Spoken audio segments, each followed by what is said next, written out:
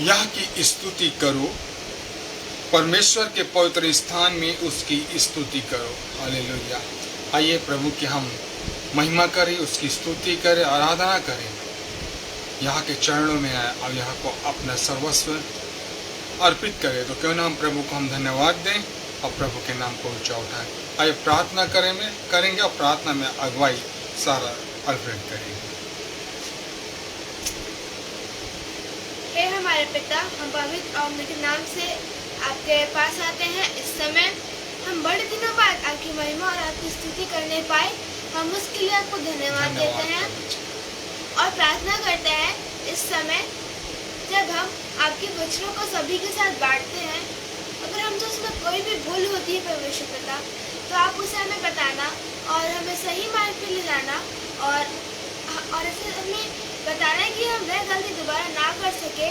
और क्षमा मांगते हैं परमेश्वर पिता कि हम इतने दिनों तक आपकी महिमा और आपकी स्तुति ना कर पाए परमेश्वर पिता, परंतु अब से हम ध्यान रखेंगे कि हम आपकी महिमा और आपकी स्तुति निरंतर करने वाले बन सकें।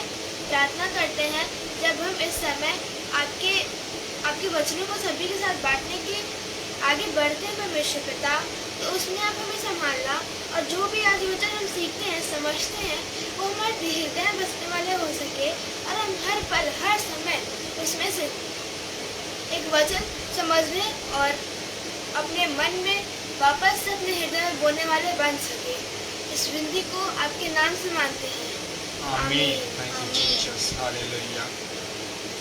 प्रभु का हम धन्यवाद करते हैं इस सुंदर और अच्छे समय के लिए कि हम उस जीवित परमेश्वर की महिमा और उसकी स्तुति करते हैं।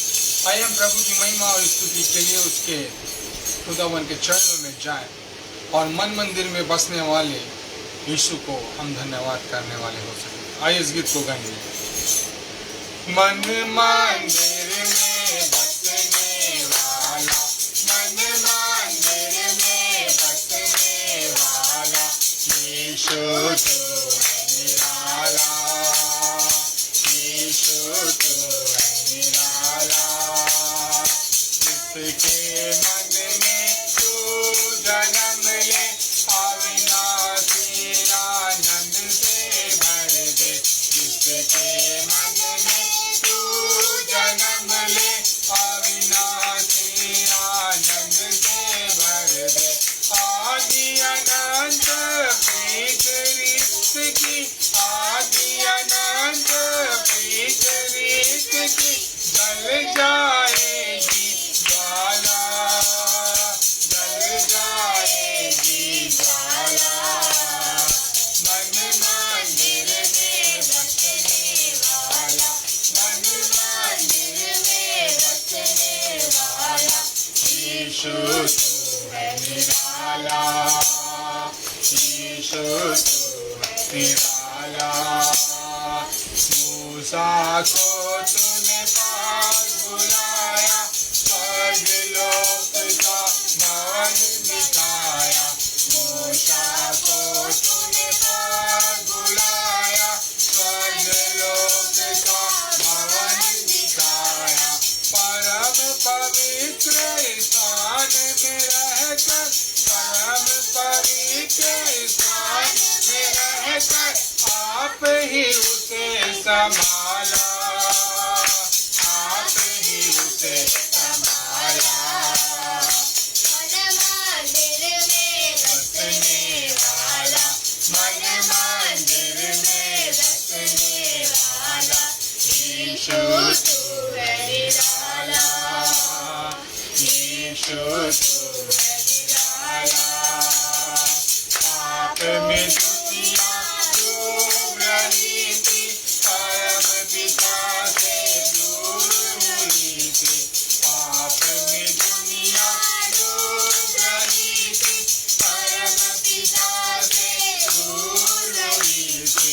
महिमा अपनी आप ही गज कर, महिमा अपनी आप ही गज कर, रूप मनुष्य ले आया, रूप मनुष्य ले आया। मन मंदिर में बसने वाला, मन मंदिर में बसने वाला यीशु तू है निराला, यीशु तू है निराला। प्रेम हमें अनमोल दिखाया, प्रेम के खातिर रक्त बहाया। प्रेम हमें अनमोल दिखाया, प्रेम के खातिर रक्त बहाया।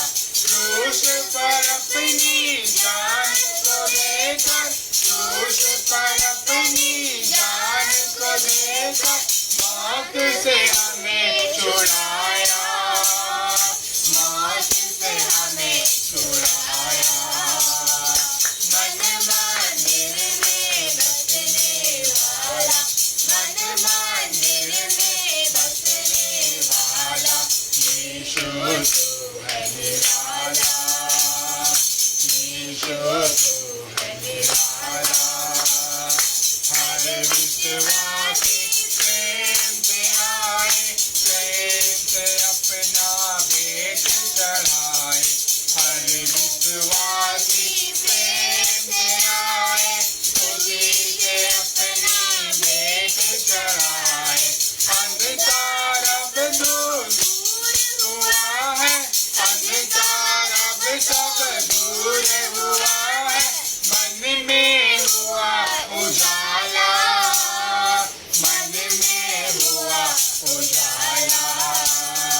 मन मंदिर में बसने वाला, मन मंदिर में बसने वाला, यीशु तू है निराला, यीशु तू है निराला।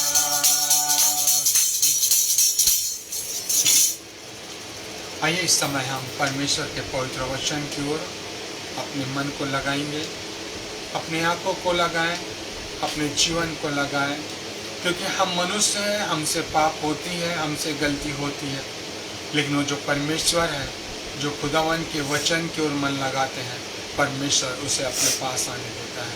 आइए प्रार्थना में अगुवाई करेंगे, रुत अल्फ्रेड प्रार्थना में अगुवाई करेंगे। हे हमारे अनुग्रहकारी परमेश्वर पिता, हम आपके पास यीशु मसीह के पवित्र और मीठे नाम से आते हैं। आपने हमें संभाले रखा, हम धन्यवाद देते हैं। बड़े दिनों बाद हम प्रचार करने वाले बनते हैं परमेश्वर पिता, तो आप हमें आशीषित करना परमेश्वर पिता। हम धन्यवाद देते हैं कि आपने हर एक लोगों को संभाले रखा है। आगे हम वचन में जाने से पहले आपको धन्यवाद कहते हैं। हमने गीतों को गाया, आपके वचनों को अभी पढ़ने वाले होते हैं परमेश्वर पिता। शैतान हमें भटकाने वाले ना बन सके परमेश्वर पिता, हम धन्यवाद देते हैं। हर एक लोगों को आशीषित करना परमेश्वर पिता। हमारे जीवन में आज जो हम नए बीज बोने जा रहे हैं, उसको हमारे मन, हमारे हृदय में बसने वाले बन सके। इस वक्त जितने भी मित्र भाई बहन हमारे साथ ऑनलाइन के द्वारा जुड़े होते हैं, उनके घर आने, उनको संभाले रखना परमेश्वर पिता, हम धन्यवाद देते हैं। कि हर तकलीफों को दूर करना, हम धन्यवाद देते हैं। सारा आदर महिमा आपको देते, इस विनती को उद्धारकर्ता यीशु मसीह के नाम से मांगते हैं, आमीन। आइए ये अवसर है कि हम परमेश्वर के वचन को सुनें। आइए हम आगे का समय पास्टर विनय अल्फ्रेड को देंगे।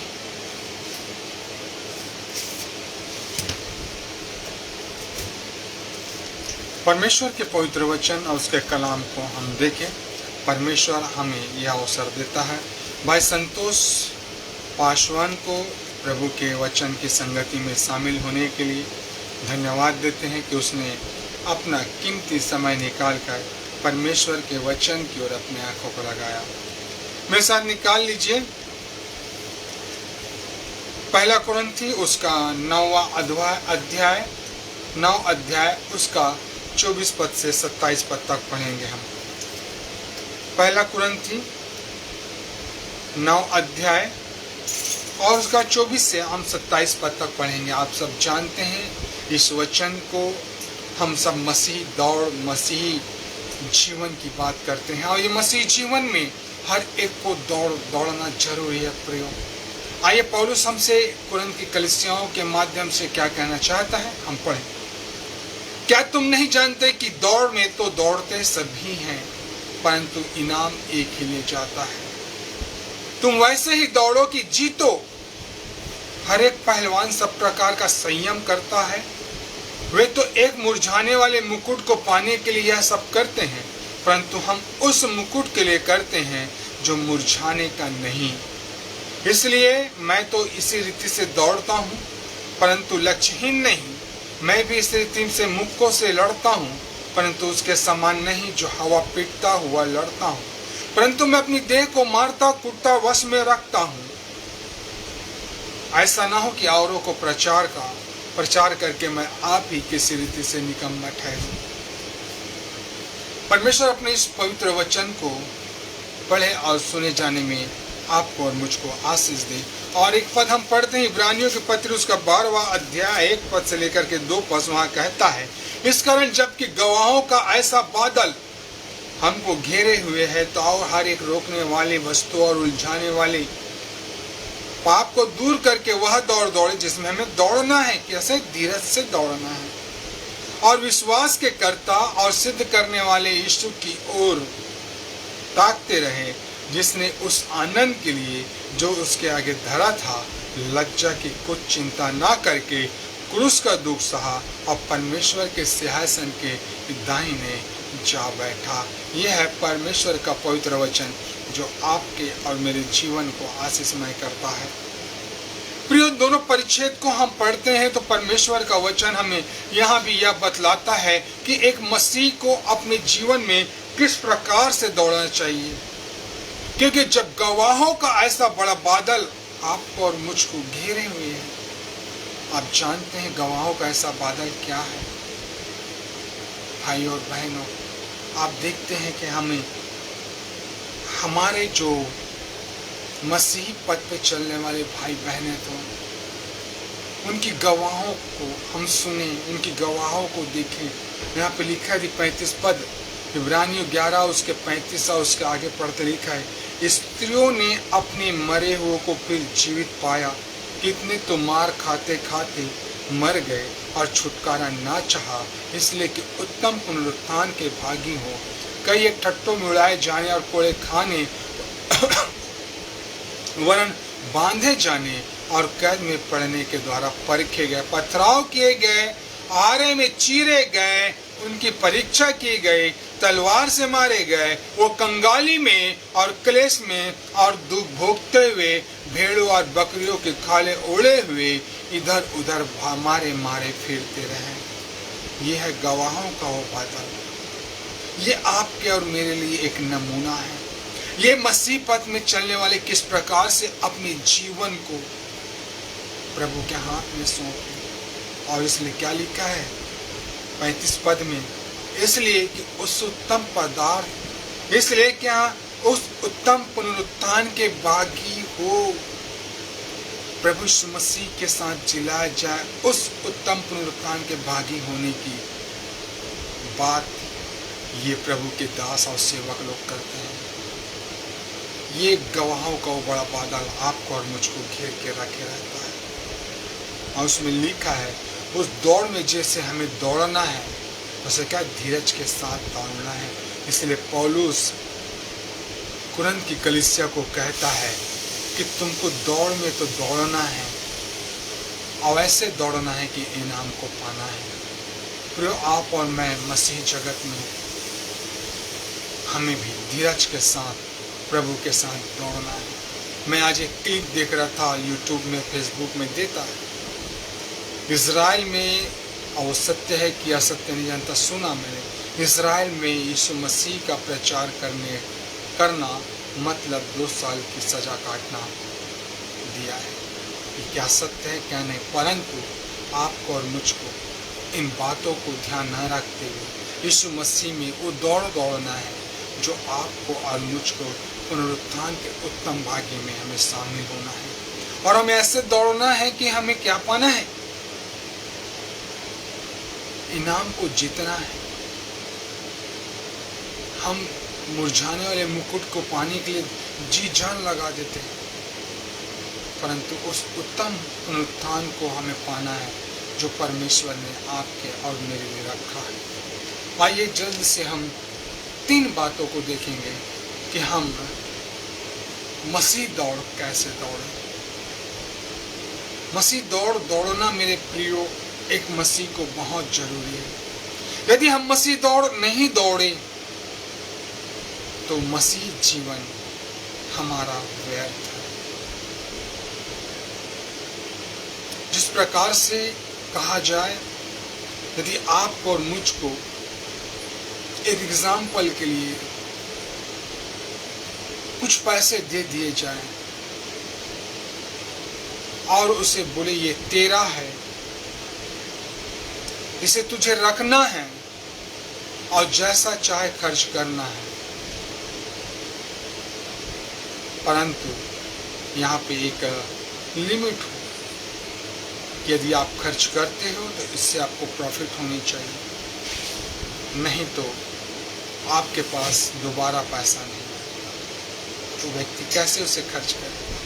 उसकी वैल्यू समझ के उसे अच्छी जगह खर्च करेगा ताकि वो उस धन से और धन अर्जित करे और अपने जीवन को बना सके। इसी प्रकार से एक मसीह का जीवन होता है कि वो मसीह दौड़ में दौड़ना उसे जरूरी है।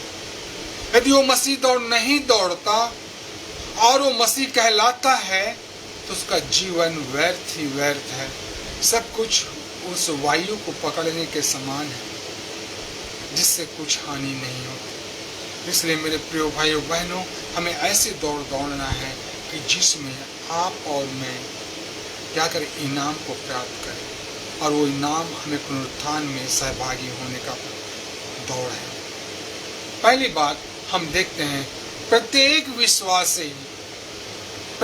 विश्वासी दौड़ में शामिल होना आवश्यक है। प्रत्येक विश्वासी को इस मसीह जीवन में प्रभु के साथ दौड़ना अति आवश्यक है। और अब वो समय नहीं रहा कि हम पीछे पीछे चले, और अब वो समय आ गया है कि हमें प्रभु के साथ साथ चलना है। हमें वो भीड़ नहीं बनना, हमें वो पूछ नहीं बनना कि जो पीछे पीछे चले।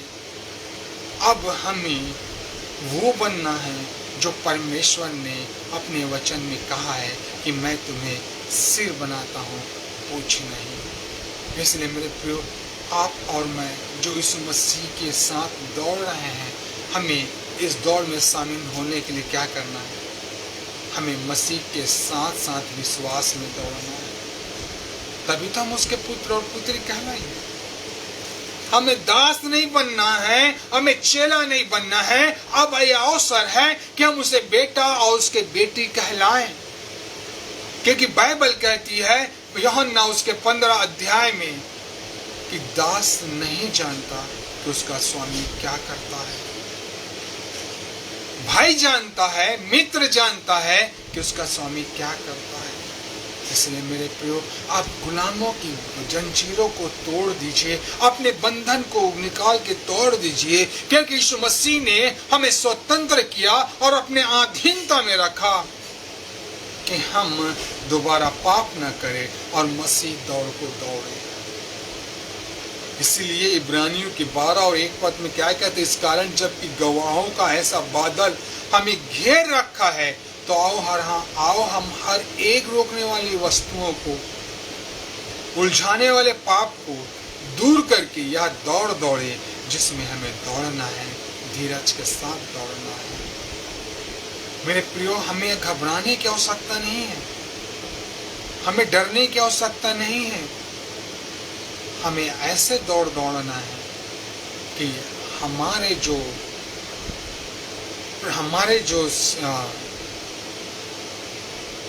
मसीह में पाए जाने वाले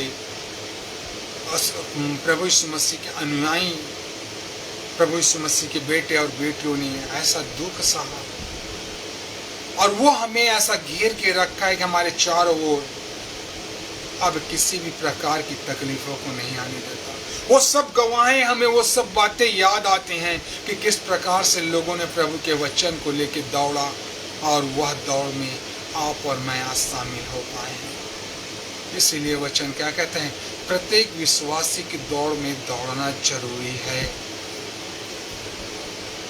और इस बात को हमने इब्रानियों उसके 12:1 पद में पढ़ा, इस कारण जबकि गवाहों का ऐसा बड़ा बादल हमें घेरे हुए है, तो आओ हम हर एक रोकने वाली वस्तु और उलझाने वाले पाप को दूर करके वह दौड़ दौड़े जिसमें हमें दौड़ना है और धीरज के साथ दौड़ना है।